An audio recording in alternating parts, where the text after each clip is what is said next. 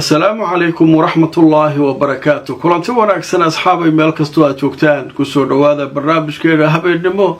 وهابنimo talaada oo arbaca ay soo galayso taariikhduna waa 24 Juun sanadka 2025. Gaza waxa ka dhacay maanta arin weyn. Israa'iil waxay qiratay 8 askari mar kaliya in la dilay dhowr iyo 10 kalena la dhaawacay. Wararku inta way ka badan yihiin ayaa la leeyahay. Waxa sidoo kale la sheegayaa in la la'yahay qaar ka mid ah ciidankii Israa'iil ee Gaza oo la rumaysan yahay in ay al-Qassam la tageen inkastoo al-Qassam wali wax jawaab aan laga hayn wixii dhacay Gaza ka dhacay faahfaahintooda ayaynu barnaamijka ku faahfaahineynaa. Waxa sidoo kale barnaamijkan idinku hayaa Iiraan oo sheegtay inay dib u dayactiranayso oo hawsha halkii ay ka wadayso xarumaha nuclear-ka ee laga duqeeyay. Hadaba iyadana warbixintaas waan idin hayaa qaybta ugu dambaysa ee warkana waxaan idinku soo gudbin doonaa Israa'iil oo buufin weyn u dirtay dhanka Suuriya oo kaamirooyin iyo qalab ku rakiban yihiin. Maxaa dhacay markii la yiri waxay leedahay waxaan ka baqaynaa Iiraan inay halka nooga soo dusto. Haddaba sheekadaas xiiso leh barnaamijka qaybta dambe ayaynu ku faahfaahin doonaa. Inta aan ku jirno wixii warar ee soo kordhana waan idin la socodsiin. Kulanti wanaagsan asxaabay meel kasto aad joogtaan ku soo dhawaada mar kale iyo mid ka mid ah barnaamijyadeena waa barnaamijkii habeenimo talaada oo arbaca soo galayso. Haddaba barnaamijka qaybta ugu horeysa waxaanu kaga hadlaynaa arrin la yaab leh oo ka dhacday Gaza. ciidan Israa'iiliyiin oo la la'yahay loona malaynayo inay al-Qassam gacanta ku dhigeen. maanta nimankii afarta dhinac inta looga yimid ayaa siday tahay loo dubtay nagta ayaa laga saaray dhagaha laga garaa. waxaad moodaa warbaahinta inay sugayeen sheekada Iiraan iyo waxa kan in culayskoodu meesha lagu daboolo laakiin markay bahashi soo qabowday oo Israa'iil nasiino bilowday ayaa la bilaabay Gaza in maaragtay warka culus uu ka soo baxo. haddaba marka wararkii ugu dambeeyay ee warbaahinta ay qorayso waxaa leeyahay jirada la yiraahdo al-Quds al-Arabi waxay leedahay wararka ka imanaya dhanka warbaahinta Israa'iil waxay sheegayaan qaar ka mid ah ciidanka Israa'iiliyiinta in la dilay kuwa kalena ay dhaawacmeen oo waliba qaar dhaawacooda uu halis yahay maanta oo talaada kadib markii wadada loo galay oo markaa ciidanka Israa'iiliyiinta ah marinka Gaza meel ku taala. dagaalyahanada Falastiiniyiinta ayaa sheegay inay wadada u galeen oo ay jidgooyo u dhigteen ciidanka Israa'iil waxaana ay sheegeen in ay markaa daakum ka dhigeen mid ka mid ah baabuurtii ay wateen askartana ay halka xabada foolka ay isugu rideen oo markaa ciidanka Israa'iiliyiinta lagu qasbay inay kala cararaan ilaa markii dambe helicoptero ay u soo gurmadaan halkaas oo markaa ay bilaabaan inay difaacaan ciidanka oo markaa dhaawaca iyo dhimashaduna ay halkaa ka kala guraan. warkii hore oo soo baxay 3 dhimatay 7 dhaawacantu ka bilowday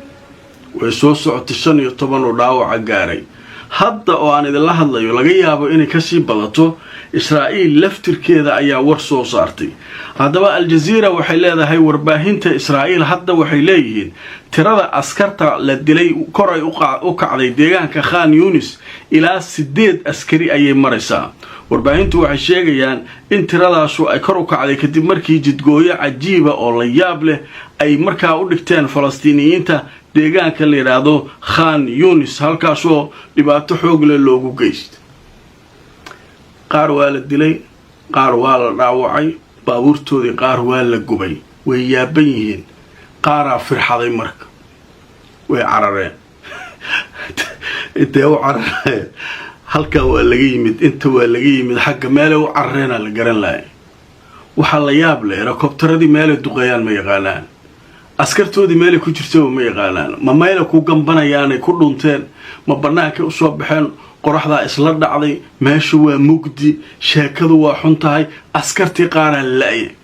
ma dhinteen ma al-Qassam ay gacanta u galeen lama yaqaano. haddaba marka aan idin tuso warbixin iyana goor dhow Al Jazeera ay qorayso waxay leedahay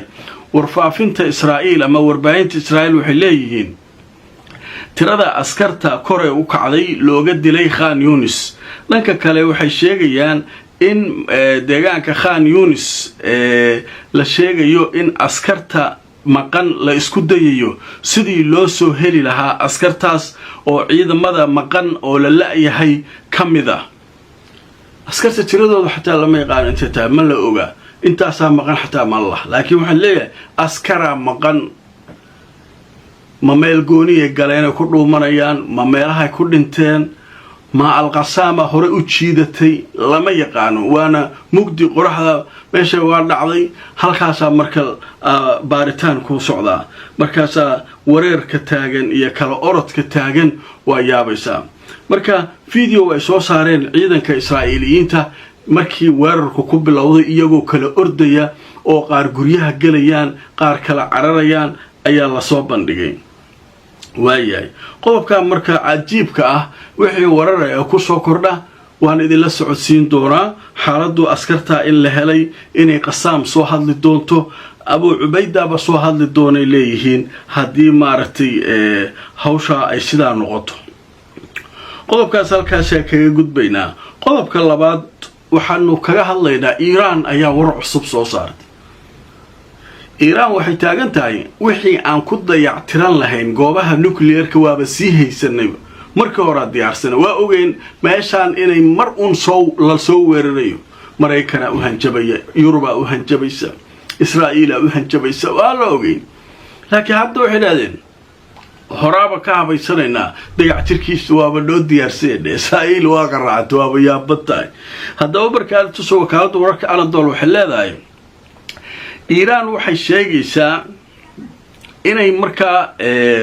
qiimeynayso dhaawaca soo gaaray goobaheeda nuclear-ka waxayna qorshaysatay inay markaa ka shaqayso oo dib u bilowdo hawlahaas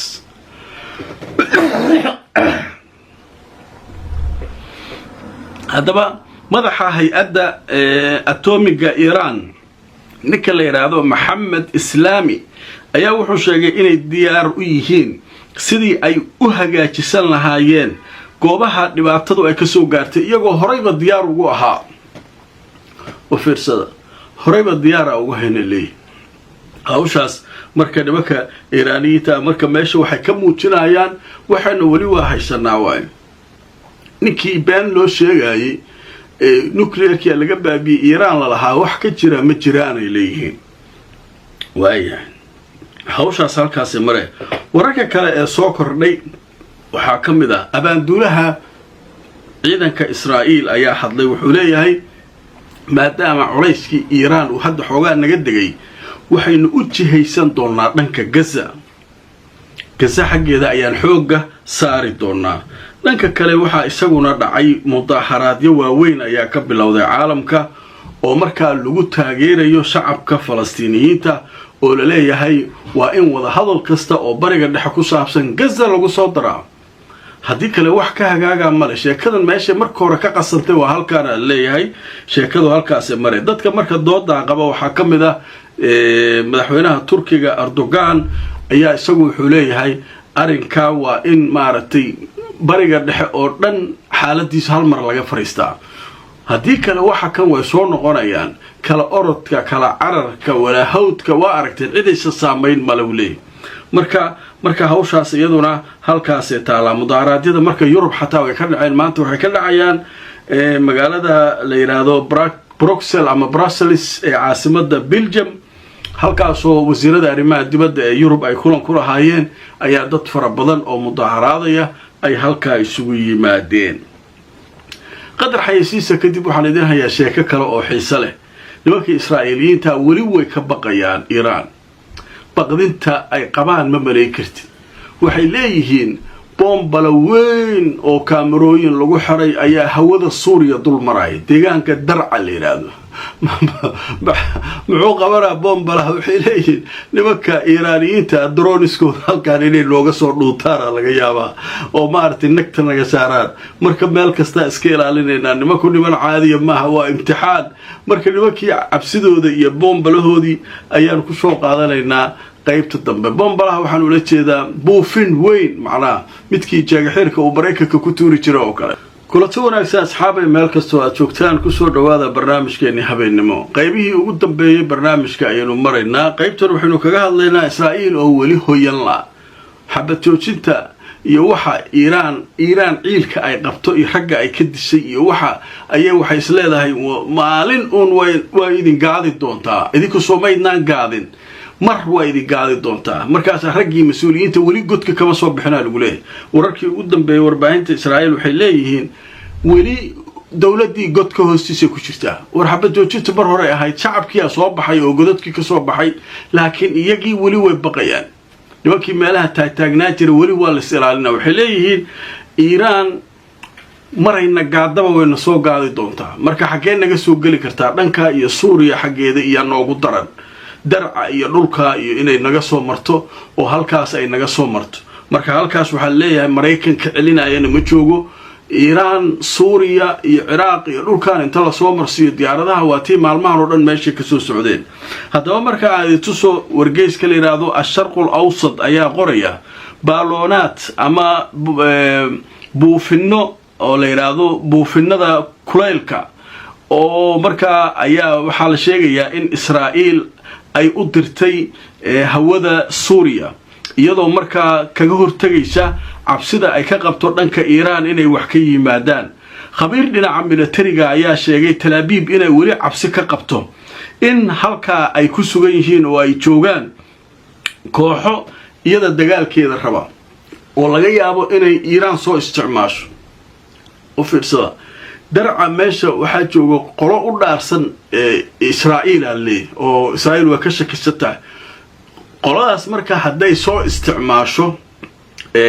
Iiraan oo drone soo siiso nagta laga saara iyaga wixii ay sameeyeen ka baqayaan iyaga gudaha Iiraan sootay drones iyo qolo iyaga u shaqeysa ka dhex abuureen haddana waxay isleeyeen Suuriyaankan inta wax la soo siiyo ayaa meeshaas dhibaatada ka raaci doonta marka bombalahan baalkan buufinkan weyn ee hawada ay ku sii deynayaan waxay leeyihiin kaamirooyin badan ku xiran wuxuu sheegayaa eriyada dhaqdhaqaaqa ka socda haday wax drone sal meesha lagu falkinayo ay jiraan oo meesha yaalaan kuwa ay soo galeen marka waxa leeyahay nimankii cabsidaas ayaa haysa haddaba warar cusub oo soo kordhay ma jiraan 8 qof oo ka tirsan ciidanka ama 8 askari oo Israa'iiliyiin ciidankooda ayaa lagu dilay Gaza sida ay sheegteen dhowr iyo 10 kalena waa lagu dhaawacay askar kalena waa la laayahay wali waxa socda baaritaankii askartaas oo raadkooda lagu joogo oo marka Israa'iiliyiintu ay raadinayaan wixii warar ku soo kordha barnaamijyada dambe ayaan idin kula socodsiin doonaa barnaamijka la garay oo shirgaray fakari aragto waxa qabto noogu soo qor